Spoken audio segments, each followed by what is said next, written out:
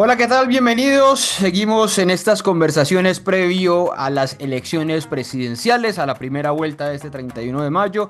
Se acerca ya ese momento definitivo y por eso hemos estado todos estos días escuchando a las campañas de los diferentes candidatos presidenciales. Hoy el turno es para la campaña de Iván Cepeda. Nos acompaña el representante a la Cámara, Gabriel Becerra. Bienvenido, representante. ¿Qué tal va todo? Bueno, Ricardo, muy buenos días, tardes, no sé en qué momento Noches, nos eso es encontramos, donde noches. sea, sí, donde sea que nos vean y Eh, nos escuchen. eh, Muchas gracias por la invitación y bueno, estamos como es natural, ¿no? En los afanes de la recta final de una elección presidencial, tal vez la más importante de las últimas décadas en la historia de Colombia. Oiga, le iba a hacer otra pregunta para iniciar, pero usted me lleva a preguntarle sobre eso. ¿Por qué la más importante? Siempre decimos eso de cada elección, o sentimos eso, ¿no? Porque mientras en las otras elecciones lo que había era una alternancia dentro del mismo campo político, Mm, después del presidente Petro y con esta primera elección, lo que hay es verdaderamente una disputa entre dos campos políticos que tienen una concepción del poder, que tienen una concepción del Estado, que tienen una concepción de la sociedad, que son realmente bastante contradictorias. En las otras ocasiones las familias se reunían en los clubes con sus whiskies y miraban cuál de los hijos era el que se iba a ir de mm, embajador y cuál era el que se iba a ir de director de planeación nacional y quién iba a hacer la escuela en tal embajada. sí. Entonces, yo creo que aquí las cosas están cambiando y es lo que muchos no quieren reconocer. Pero eso no fue lo que elegimos hace 4 años, que era finalmente dos candidaturas totalmente diferentes con Petro y con Rodolfo Hernández. Sí, pero lo que se está discutiendo acá es si se continúa en esta perspectiva de cambio o se retorna a la política histórica de el establecimiento. Representante, ¿cómo les fue en los cierres de campaña? Estuvieron en Bogotá, estuvieron en Cartagena, en Barranquilla durante el fin de semana. Ahí hubo lo de siempre, la disputa de quién llenaba más, quién llevaba más gente a las plazas públicas. ¿Usted cómo sintió eso que ocurrió el fin de semana con la campaña, particularmente de Iván Cepeda? Bueno, yo estaba muy concentrado en Bogotá, pero tuve la oportunidad de asistir este fin de semana tanto a Cartagena como a Sí. Barranquilla y creo que junto con Bogotá fueron eventos que cierran de una manera muy, muy importante desde el punto de vista cuantitativo, desde el punto de vista cualitativo, esta nueva etapa en la que nos encontramos. Nosotros tenemos muchos motivos, Ricardo, para sentirnos contentos.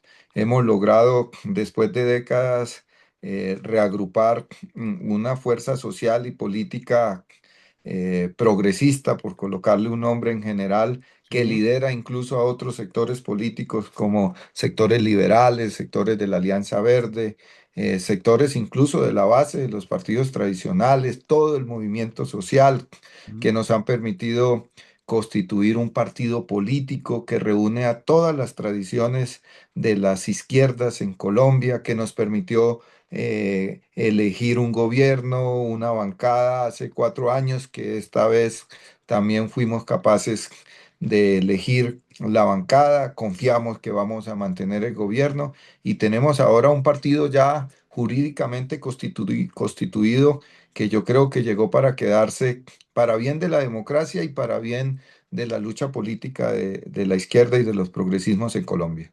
Representante, ustedes dentro de la campaña de Iván Cepeda, ¿cómo recibieron los resultados de la última ola de encuestas? Le voy a mencionar dos de las tres principales porque, pues, para mí, a mi juicio, desde hace rato decidí dejar de publicar y multiplicar los datos de la encuestadora Atlas Intel, pero sí que le menciono tres, que son la de Inbamer, la de Guarumo y la del Centro Nacional de Consultoría. Y Guarumo y CNC dicen que Cepeda, pues, va de primero en este momento, pero perdería en una eventual segunda vuelta frente a Abelardo de la Espriella. Cómo ven ustedes esos datos? Pues nosotros hemos mantenido una línea de conducta frente a todas las encuestas, las de ahora, las de mitad de partido, digamos, y las del inicio. Y es que son una fotografía, pero sobre todo entendíamos que en esta última etapa, en el contexto de un cierre de campaña, Mm. íbamos a ser objeto de una política bastante fuerte para querer generar hechos que debilitaran nuestra candidatura. Nosotros conocimos las encuestas con anticipación, Sí, tuvimos la oportunidad de que algunos especialistas en los temas de encuestas pudieran revisarlas y cerciorarnos de que hay sesgos. De Atlas, Intel, ni siquiera hablemos, sí, pero en el caso de del Centro Nacional de Consultoría, también se identificaron algunos aspectos relacionados con la sobrevaloración de algunos nichos poblacionales, de algunas franjas poblacionales, sobre todo las más adultas, y también la ausencia de encuestas en algunos territorios y municipios. Ahora, hay un hecho político. En la mm, derecha hay una disputa que viene, al parecer, todo lo indica por las mediciones, ganando una de las opciones y pues hemos sido conscientes de que aquí lo que está en juego son dos campos. La posibilidad de que este proyecto de reformas y de cambios se mantenga con la necesidad de hacer ajustes, correcciones sí, y el proyecto donde están las otras dos candidaturas fuertes, que al final no representan diferencias sustanciales, son parte de un proyecto de derechas con una figura tal vez más representativa de esta nueva ola de la derecha, tipo Milei, sí. Bukele, Trump, Ultraderecha eh, mundial, sí. mundial, Sí. pero al fin y al cabo, en lo sustancial, parte de la política vieja que no tiene nada que ofrecerle de nuevo a la sociedad colombiana. Pero no cree que lo que muestran esas encuestas es que hay una tendencia muy favorable hacia ese candidato de la ultraderecha, Abelardo de la Espriella, y que tiene un viento de cola que lo puede impulsar a que llegue muy fuerte el domingo y a que esté muy fuerte para la segunda vuelta. En Colombia ha existido una base conservadora, no de ahora, desde hace Mm, mucho tiempo y desconocerla no sería serio.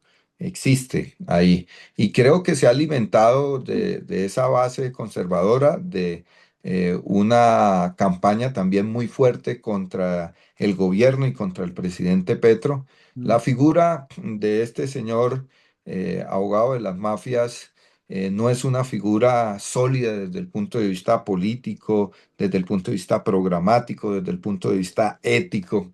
Digamos, no estamos frente a un estadista, no estamos frente a un personaje que se haya forjado a pulso, que genera autoridad moral. mm, Por el contrario, es un hombre con mucha oscuridad desde el punto de vista de su vida y de su práctica política, pero que está capitalizando y lo está haciendo con muchos recursos y lo está haciendo con una práctica mentirosa, pues los factores que le benefician, ¿no? Sobre todo esa base conservadora que no se creyó el cuento, pues que Paloma era de centro, sí, era bien difícil creérselo. sí, sí, Y en sí. segundo lugar, tratando de canalizar también el anti-izquierda, el antiprogresismo, el antipetrismo, el antigobierno. Óigame, por cuenta de eso, y esta es la última pregunta que hago sobre encuestas, pero por cuenta de las encuestas yo planteaba el fin de semana, oiga, puede haber una tormenta, puede haber una crisis dentro de la campaña de Iván Cepeda, y ellos se tienen que sacudir para hacer algo. Tengo entendido que usted estuvo en una reunión de toda la campaña ayer hablando de estos últimos días. Ahí se ha pensado en una estrategia, en un cambio, en alguna sacudida para estos últimos días de campaña, pensando, no sé, en esa idea que tienen muchos de ustedes de ganar en primera vuelta o de quedar muy fuertes en esa primera vuelta?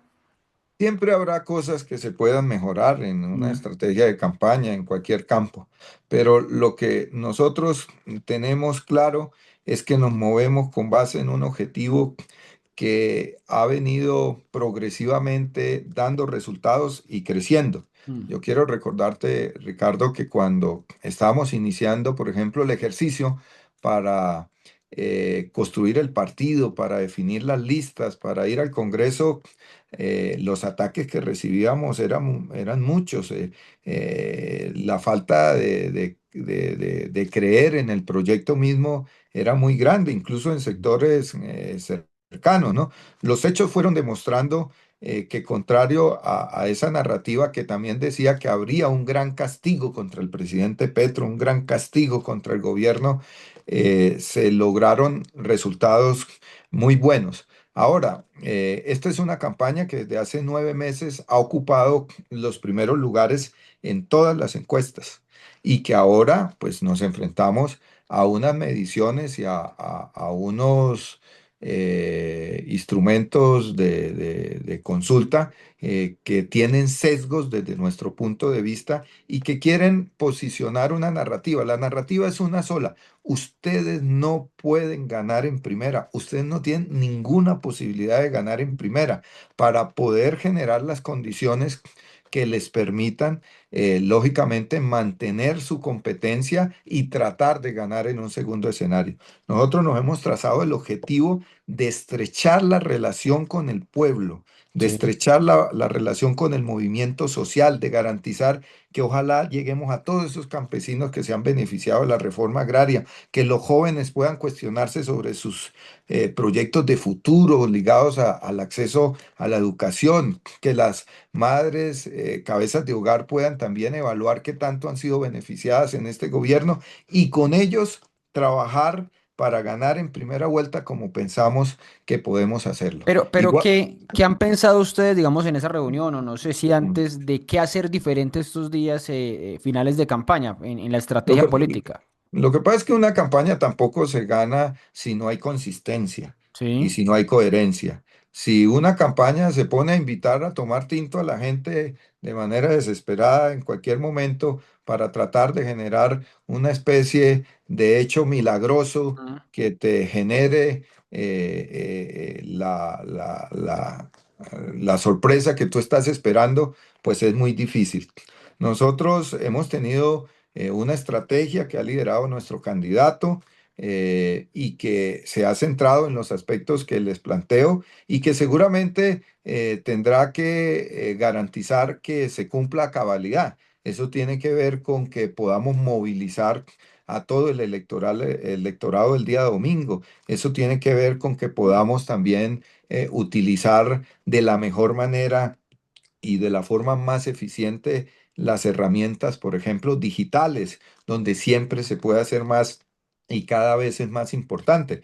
Hemos detectado que hay una campaña que es una campaña financiada con eh, ejecutores desde fuera del país, Sí. dirigidos fundamentalmente en las redes sociales a hacer desprestigio contra Iván Cepeda, contra Ida Quilcoe y contra nuestra propuesta. Yo no sé si a usted le pasa que entra a cualquier red social, hace un comentario y le llegan un poco de mensajes que son bots. Y que cuando usted entra a mirarlo, yo le digo a tu audiencia, háganlo. Tienen 10, 15 abonados. O No, sea, pues dos.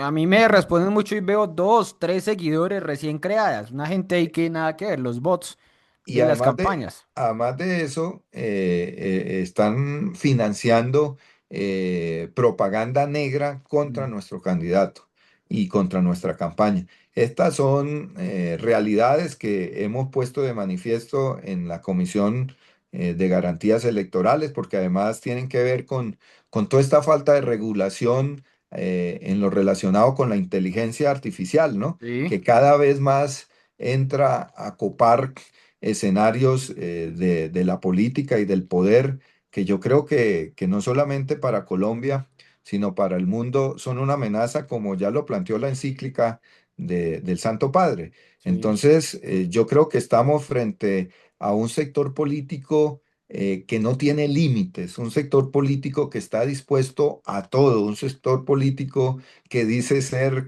independiente, pero se sostiene fundamentalmente con los clanes políticos regionales y que pues de todas maneras es de cuidado y es bueno advertirle al pueblo, a todos los sectores progresistas y democráticos, que hay que saber neutralizar esta campaña. Creo que el evento de cierre en Barranquilla nos ayudó mucho para eso, ¿no? Porque mientras nos golpeaban con la encuesta, mientras nos golpeaban en las redes sociales, alrededor de, no sé, más de 50.000 personas Mm. sin un gran concierto, sin los yates esos que salían de la Marina de Cartagena y de otros lugares para ir como si estuvieran en un festival a ver el espectáculo del candidato de la mafia. Pues el pueblo llenó este evento de una manera realmente emocionante. ¿Cómo van ustedes, representante, a convencer a esos moderados, indecisos, de que la mejor opción es Iván Cepeda, el candidato de ustedes, y no ese que usted llama el candidato de la mafia? ¿Cómo atraer a ese votante que fue tan clave, por ejemplo, para la victoria del presidente Petro en estos días que queda y si van para la segunda vuelta? Pues yo diría que habría un aspecto estructural y es reconocer que una transformación social democrática en una sociedad cualquiera no se garantiza con un solo gobierno. Yo creo que, digamos, cambiar la estructura económica de un país después de 3, 4 décadas de un modelo aplicado a intensidad, lograr cambiar la cultura política de una sociedad, Sí. lograr garantizar, desmontar lo que se hizo durante décadas en la mercantilización de los derechos sociales, no se logra de la noche a la mañana. Nosotros nos ganamos el gobierno. Ojo con eso, nos Mm. ganamos unas elecciones. Nosotros no nos ganamos el poder, porque el poder no se gana, porque el poder tampoco es una cosa que uno captura. El poder es una serie de relaciones económicas, políticas, sociales, culturales, que Sí. implican una transformación de la sociedad. Y yo lo digo esto porque hay sectores que incluso están molestos con situaciones que se presentaron en estos primeros 4 años, pero habrá que colocar en negro sobre blanco y en una balanza cuál es la base y cuál es la perspectiva de este proceso de cambios y si vale la pena entonces, por cualquier razón justificable o no, terminar no participando o en el peor de los casos queriendo regresar al pasado. Le digo Sí. sobre todo a los sectores medios, ¿no?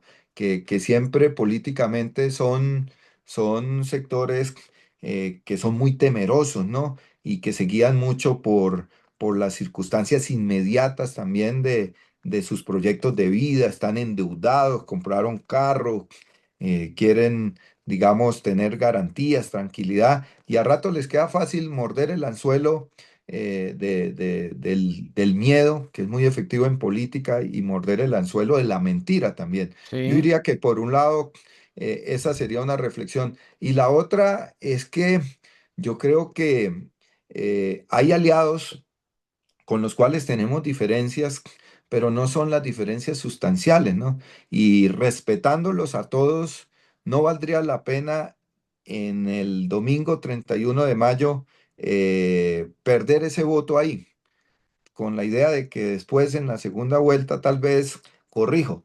Yo les pediría que hagan que su voto cuente más en la decisión política que la sociedad está tomando y que ese voto es más útil garantizando que en esta primera vuelta que se adelantó contra todos los pronósticos, Mm. eh, porque mucha gente de un lado o del otro sabe que el domingo es posible elegir el nuevo presidente de la República, a Iván Cepeda, y por lo tanto todos los sectores políticos han venido haciendo lo que hacen en segunda vuelta, en una Está buena adelantado, medida, sí. en la primera vuelta, que no se, que no, que lo piensen, diría yo, porque quiero ser muy respetuoso con el votante, Sí. que reflexione y considere que es más útil colocar el voto en la fórmula de Iván y de Aída, que no es solamente el pacto histórico, que es la alianza por la vida, pero que tampoco son solamente estos sectores, sino que es un proyecto modernizador de la sociedad colombiana, que ponerse a esperar que en otro escenario se pueda llegar al respaldo de este proyecto. Creo que Sí. hay que tener como una mirada más práctica de aquí al domingo en eso. ¿Usted qué cree que va a pasar el domingo, representante? ¿Cuál va a ser ese resultado en números? Pues no, yo no quisiera comprometer números. Hoy estaban allá en las bancadas haciendo pollas y demás, pero pues yo también tengo una responsabilidad política. Yo preferiría decir que nosotros vamos a tener más del 50,1% que necesitamos, y Mm. eso va a implicar que la segunda candidatura no llega al 40%. O sea, está sobre el 30 pero no el 40 dice usted. No, sí. 50-30 o 50-20 y algo. Es lo Ujú. que calcularía usted. Bueno, le quiero hacer un par de preguntas sobre eso que usted ha hablado ahorita de la campaña que ha habido alrededor, la campaña negra y las acusaciones sobre Iván Cepeda, y es alrededor de el constreñimiento al elector. Ha habido denuncias de que empresas privadas están presionando a sus empleados para que voten por los candidatos de la derecha, pero también ha habido denuncias de que grupos armados ilegales están pidiendo votar por el candidato del pacto histórico, por Iván Cepeda. ¿Ustedes se han visto beneficiados por esas presiones indebidas de los grupos ilegales en regiones del país? A nosotros nos ha tocado desde finales de abril, tal vez principios de mayo, empezar a pronunciarnos preventivamente por informaciones que nos llegaron por parte de algunas autoridades y de organizaciones sociales, incluso la misma Defensoría del Pueblo en sus informes, de que en algunos territorios se venía pretendiendo utilizar el nombre de nuestra campaña para constreñir, para obligar a la gente a movilizarse electoralmente. Sí. Nosotros hemos dicho, esa ayuda no la queremos. Nosotros no necesitamos ningún supuesto apoyo de ningún fusil, ni de ninguna arma, ni de ningún uniforme. Nosotros necesitamos la conciencia y la libertad de ese pueblo, por ejemplo, campesino, que ha empezado a ser beneficiario como ningún otro gobierno lo había hecho, de la tierra. Sí. Nosotros le dejamos claro a actores armados, incluso que todavía se reivindican políticamente, que para que se pueda abrir en el gobierno del presidente Iván Cepeda una posibilidad de diálogo, esa posibilidad de diálogo tiene que darse a partir del respeto a la vida de los líderes Ujú. sociales, lo hemos dicho en el caso del Catatumbo. Sí. Eh, y hemos, digamos, desmontado mentiras. Ustedes recordarán que la senadora Paloma Valencia en una plenaria de la Cámara del Senado acusó a nuestro candidato Iván Cepeda supuestamente de ser beneficiarios de unos actores armados,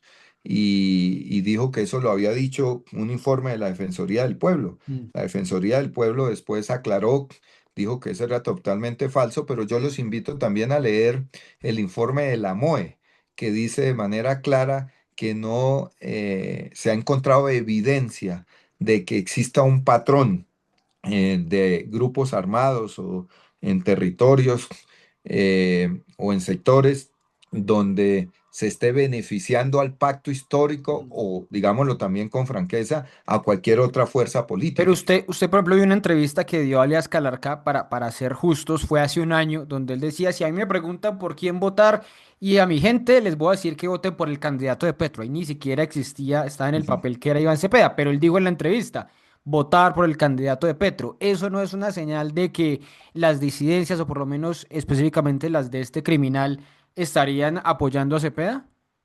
Pues yo no sé si ese señor tenga todavía la misma postura, pero yo quiero ser claro en que nosotros en cualquier caso rechazamos cualquier pretensión de apoyo que un grupo armado quiera hacer a nuestra campaña. Repito, no lo necesitamos, y en segundo lugar rechazamos que se coarte la libertad de voto, ¿no? Incluyendo cualquier otra coacción que no sea de carácter ilegal, sino las que se puedan dar en el marco de la legalidad. Por ejemplo, nosotros estamos muy atentos a que no le quiten el derecho al voto a las comunidades afrodescendientes, Sí. a los campesinos, a las comunidades indígenas. que no aparezca faltando un día, 2 días, un gobernador, un alcalde, un comandante militar a decir que se cierra un puesto de votación y se traslada por allá lejos, porque eso lo vivimos en la consulta, en parte se vivió en las elecciones al Congreso y le hemos dicho al registrador y le hemos dicho a las autoridades de nuestro gobierno que no puede negársele a ningún ciudadano el derecho al voto, porque es otra manera de limitar la democracia. Entonces, la verdad que nosotros sí queremos ser nítidos, Sí. transparentes en ese tema, porque pues Iván Cepeda eh, ha sido un hombre que se la ha jugado por abrir espacios de diálogo, de Ujú. construcción de paz, pero no en función de un beneficio particular y en este caso de un beneficio político en una campaña electoral. Hay una cosa sobre ese tema de hablando de los grupos armados y de la paz, y es que muchos dicen yo no voto por Iván Cepeda, o se ha construido ese discurso desde algunos medios y opositores, porque él es el arquitecto de la paz total y la paz total solo trajo caos y crecimiento de los grupos armados. ¿Qué le responde ustedes a la campaña, desde la campaña a quienes dicen eso, que no votan porque él es el hombre, el senador de la paz total? Pues en primer lugar, Iván ha advertido que es muy negativo que ciertos sectores quieran judicializar la paz. Mm. O sea, que cualquier ciudadano, sea Iván Cepeda, seamos nosotros, sea la Iglesia Católica, sea una iglesia protestante, la academia, la comunidad internacional, que quiera insistir en las posibilidades de diálogo y de construcción de paz, sea sospechosamente visto como un promotor de la violencia, de la ilegalidad, de la Sí. subversión, porque sería un retroceso muy grande. Segundo lugar, Iván ha resaltado que en el artículo 22 de la Constitución, todos estos que dicen que hay que cuidar la Constitución como ninguna otra pieza política en el país, no solamente nos dice que la paz es un derecho, sino es una obligación. Y eso nosotros lo hemos dicho, no lo vamos a arriar, porque entre otras cosas, Ricardo, nosotros somos hijos de la violencia, nosotros Sí. venimos de la Unión Patriótica, nosotros venimos del exterminio del movimiento sindical, campesino. Iván terminó siendo candidato realmente más allá de su trayectoria política y sus capacidades, porque las madres de Soacha y el movimiento de madres de víctimas de terrorismo de Estado se lo pidieron. El Movice que él ha estado Entonces, detrás, sí. el Movise, entonces Mm. nosotros no vamos a renunciar a algo que es de nuestra esencia y que es tal vez la mejor herencia que le podemos dejar a nuestros hijos, a nuestros nietos.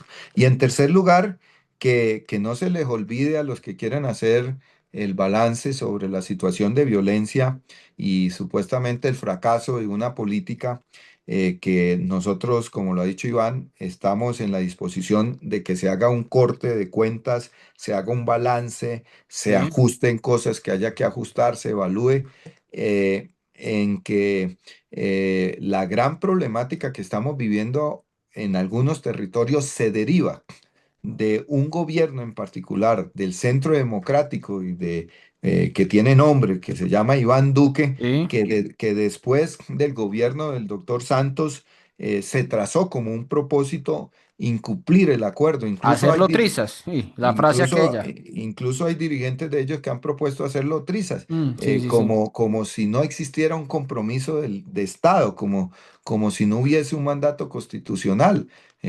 A la gente no se le puede olvidar que lo poco de verdad que se ha sabido a través de la JEP, lo quiso clausurar Iván Duque cuando dijo que había que liquidar la JEP Sí. y el Centro Democrático presentó un proyecto para liquidar la JEP, siendo este un acuerdo suscrito por el Estado que además tiene un estatus especial porque está resguardado, podríamos decir, por el Consejo de Seguridad de Naciones Unidas. Mm. Ellos no permitieron, miren las cifras, avanzar en el tema de la reforma rural integral. Les debería dar vergüenza que un gobierno como el de ellos solamente distribuyó 15.000.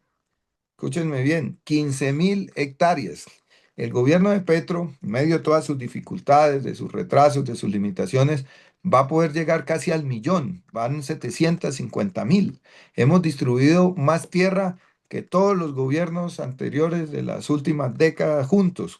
Y adicionalmente, eso es insuficiente, porque lo que suscribió el Estado, no en un gobierno de izquierda, sino en un gobierno como el de Juan Manuel Santos, es que se deberían distribuir 3 millones de hectáreas. Y hasta ahora empezaron a distribuirse para hablarte solamente de un Eso, componente. de un punto, Pero te sí. voy a hablar de otro, A ver, de la diga. reforma, de la reforma política. Sí, que eso Dígame usted, siempre, ¿qué han dejado hacer de la reforma política? No han esa dejado hacer siempre, nada. esa siempre naufraga en el Congreso. Eso me lleva a preguntarle sobre, por un tema, usted ya estaba mencionando la Constitución para meternos en este tema de la constituyente. Usted, por ejemplo, usted ya firmó esa planilla del gobierno o que promueve el gobierno, el presidente Petro, para convocar la constituyente. ¿Usted firmó esa convocatoria? Sí, yo la he firmado y a rato le digo a los compañeros que no me la pongan a firmar tantas veces porque en las manifestaciones y en todo eso me pasan el formato. Y lo he hecho por lo siguiente, porque es que yo defiendo la Constitución del 91, Mm. incluyendo el artículo 376. O sea, yo no defiendo la Constitución del 91, digo, el artículo 22 de la paz no entra, el artículo 376 de las reformas a la Constitución no entra, el artículo no sé, 53 del Estatuto de del Trabajo no entra. No, yo defiendo la Constitución en Ujú. su integralidad. Y en el artículo 376 dice que la Constitución se puede reformar o se puede cambiar por mecanismos que están ahí. Los actos legislativos, si tuviéramos un Congreso, yo te digo, Ricardo, hoy salimos de la plenaria de Cámara. No fue posible sacar la jurisdicción Sí, agraria. sí, sí. Hay una Bloqueo. decisión política de no dejar que haya jurisdicción agraria porque lo ven como un trofeo del gobierno. Eso depende de la elección del próximo domingo Claro. también. Si Pero, hay un pero, gobierno pero de usted, derecha, no va a haber jurisdicción jurisdicción agraria. agraria, sí, claro. Entonces, para cerrarte esta idea, el artículo 376 de la Constitución dice que hay la posibilidad de una Asamblea Nacional Constituyente y hay que permitir que los ciudadanos ejerzan la participación. Ahora, tú que eres juicioso sabes que ese es un camino bastante exigente, Claro, porque bastante es exigente. firmas, congreso y más. Pero entonces se lo pregunto, ¿el candidato Iván Cepeda sabe si ha firmado esa planilla? No sé, pero él ha repetido muchas veces cuál es la postura frente a este tema. Sí, sí, sí, yo tengo. La campaña y en mi caso como parte del equipo político de la campaña, pues nuestro énfasis es el acuerdo nacional. Iván ha dicho por qué en este país nos enredamos tanto en el cómo y no en el qué, Claro. en lo sustancial. Iván dice, concentrémonos en el qué. Digamos cuáles son las 4, 5, 6 reformas sustanciales en las cuales podemos ponernos de acuerdo. Y después miremos el cómo. Pero si no Seguramente, avanzan esas reformas, porque el planteamiento de él y de toda la campaña, ustedes han dicho, primero eso, intentamos las reformas, intentamos el acuerdo nacional. Si eso no pasa, ¿usted cree que se le pondría el acelerador a la constituyente? pues yo creo que es totalmente legítimo que se pueda profundizar esa opción, Mm. porque si nosotros ganamos el gobierno, y en el primer semestre, que es tal vez en donde más espacio, oxígeno político hay, Sí, nos sale un Congreso que diga no a la jurisdicción agraria de nuevo, que diga no a la reforma política, que diga no a la reforma a la justicia, que diga no a la reforma a la salud, que hagan cosas tan descaradas, porque es bueno que el pueblo lo conozca, que es llevar un texto a la Comisión Séptima del Senado y no dejarlo discutir. como lo Salir a la laboral, sí. prensa, salir a la prensa a regodearse de que yo tengo las mayorías y no dejé que el gobierno ni siquiera pudiera presentar el proyecto.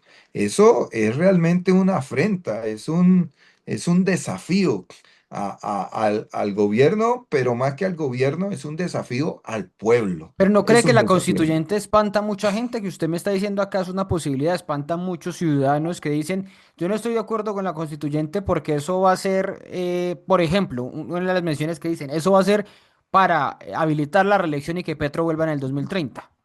Pues fíjate que fue el único presidente que al menos fue serio y dijo al inicio que no iba a reelegirse, no se eligió, no promovió esa opción y van a seguir diciéndolo ahora en el escenario de un posible proceso constituyente hacia el 2030. Sí. Yo lo que creo es que, digamos, en la política siempre se necesita tener un tema, un hecho, alguna circunstancia que te permita generar ataques a tu contradictor. Sí. Y aquí se ha considerado que el tema de la constituyente es eso, ¿no? Yo no soy de los que, digamos, quisiera que nos desgastáramos como sociedad simplemente en esos aspectos que al final terminan siendo expresión de la imposibilidad de mantener y de renovar un pacto social. Mm. Porque es que una constituyente no se hace simplemente porque yo recojo firmas. Una constituyente se hace cuando ya una sociedad no soporta como sociedad el mantenimiento de una circunstancia, sea económica, sea política, sea y Mm. demás. Y yo creo que con el proceso político que ha vivido la sociedad colombiana y que muchos sectores desprecian, y uno lo ve porque pues esta es una sociedad racista, por ejemplo, la manera como la cual ciertos sectores cada vez más minoritarios se refieren o ven a Aida Quilpué o ven a unos líderes sociales de extracción popular, pues lo deja a uno sorprendido porque para ellos la democracia no debería incluirlos. Ellos son como una especie de subclase, ¿no? Que no debería estar en el escenario de la política políticamente correcta. Y entonces yo creo que habría que, porque yo creo que hay sectores en todos los campos políticos que estarían dispuestos a construir acuerdos. Y yo diría que el esfuerzo de Iván, que es un hombre con trayectoria en eso, va a ser tratar de construir acuerdos con los empresarios, con la clase política y demás, pero van a ser acuerdos que responden a un mandato popular y van a ser acuerdos que van a tener a la gente y al pueblo movilizado, porque cuando no hay fuerza en las propuestas de reformas democráticas, pues tengo que decirlo con dolor, la actitud de las élites es despreciarlas y anularlas. Lo que pasa es que ahora cuando la gente habla de reformas, lo hace también con la fuerza del pueblo y de la ciudadanía y de los votos y ya ahora de una Claro. bancada de congresistas y de un gobierno, pues que antes no sucedía. Representante, para irnos despidiendo, un par de preguntas finales. Una es sobre algo que usted estaba ya mencionando de Cepeda haciendo acuerdos y demás. ¿Cuál diría usted que es como esa diferencia clara que podría haber entre un gobierno de Iván Cepeda y el actual de Gustavo Petro?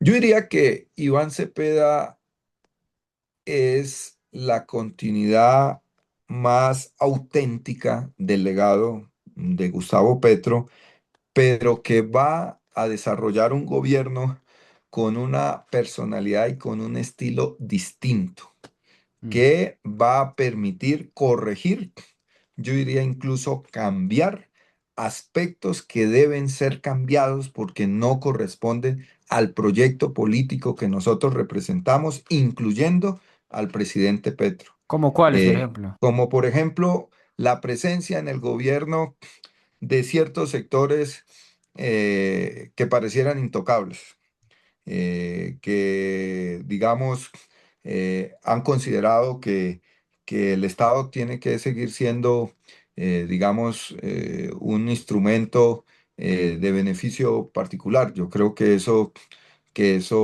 no puede pasar. Como el Y ministro Benedetti, por ejemplo, dice usted. yo no quisiera entrar en los nombres, pero creo que hubo procesos de judicialización, ¿no? Sí. Que están en curso. Y yo creo que, como ha dicho Iván, en ese tema de la corrupción, seguramente va a haber un gran esfuerzo que va a costar, también quiero advertir, Mm. va a costar porque el fenómeno de la corrupción no es un fenómeno ideológicamente simple en un campo político, sino que en todo el espectro político se presentan cierto tipo de prácticas, porque la corrupción también, además de ser como sistema, es, es una cultura también que hay que empezar Mm. a romper, ¿no? De acomodamiento, de facilidades que tiene que ver con el tipo de poder que hemos tenido, ¿no? Y a rato la nostalgia de la gente también es poder llegar a ese tipo de poder. Y cambiarlo nos va a costar, pero yo creo que lo que ha hecho el presidente Petro, que ha empezado a abrir, digamos, la brecha, que sentó las bases, pues puede ser profundizado por el presidente Iván Cepeda en ese tipo de aspectos como la lucha contra la corrupción. Y mi última pregunta es, ustedes ahí en el equipo político del senador, del candidato presidencial Iván Cepeda, han hablado de cuáles podrían ser unas primeras decisiones. ¿Qué cree usted que serían esas primeras medidas que tomaría el gobierno de Iván Cepeda si es electo el 31 de mayo o el 21 de junio? No, él ya ha advertido, ¿no? Que espera que a partir de el 31 se inicia el proceso de empalme, ¿no? Y eso Sí. ya implicará que los equipos que estarán al frente del gobierno empiecen a enunciarse, a conformarse y a ejecutarse en una lógica, como es natural, de continuidad, porque somos gobiernos afines Ujú, y ahí, pues las prioridades que él ha planteado, que son la revolución ética, la revolución de las transformaciones económicas y la revolución política, pues son las tres grandes avenidas por las cuales yo creo va a empezar a, a movilizarse las decisiones de carácter público y las decisiones también en el campo legislativo, ¿no? Habrá que aterrizar la agenda legislativa que habrá que presentar en pocos días. No vamos a descansar mucho. sí, El sí, sí, 20 eso es 20 de julio arranca el de 20 una, de sí. julio. Pero oiga, Yo, hablar de revolución, sé que él ha hablado varias veces de revolución ética, pero todas esas revoluciones que usted habla, ¿no cree que espanta a mucha gente en Colombia que ven que ese es el fantasma del comunismo, etcétera? sí, yo creo que, digamos, lo que pasa es que la cultura colombiana es una cultura muy conservadora, Sí. es una cultura lamentablemente que se opone a aspectos que nosotros llamamos revolucionarios, pero si usted los mira con más rigor ideológico, tienen bastantes limitaciones, ¿no? Cuando yo te digo que vamos a distribuir la tierra, pues eso lo hicieron las sociedades modernas hace más de ciento y pico de años, ¿no? De acuerdo, Y sí. entonces en México en el 17, en Europa hace más de un siglo, y entonces eso que para allá puede sonar pues totalmente normal, en Colombia lo llaman a uno extremista y revolucionario por eso. A mí me recuerda mucho esto al maestro Carlos Gaviria Sí. que decía que todo su programa se limitaba a una sola cosa, democratizar la sociedad colombiana, Mm, democratizar la economía, democratizar la política, democratizar las relaciones sociales. Y por eso cuando llegaron los gurús y los grandes asesores, estrategas de las campañas y le querían colocar el lema de campaña, me acuerdo mucho que Carlos Gaviria nos reunió y nos dijo, mire, no le pongan a darle tanta vuelta a eso. Yo lo que quiero decir es que para que haya democracia tiene que haber igualdad. Entonces construyamos democracia, no más desigualdad. mm, Ese va a ser mi lema de campaña, dijo. Y con eso empezó a desarrollar todo un planteamiento programático que es modernizante. Yo quiero insistir mucho en esta idea. sí. Es modernizante.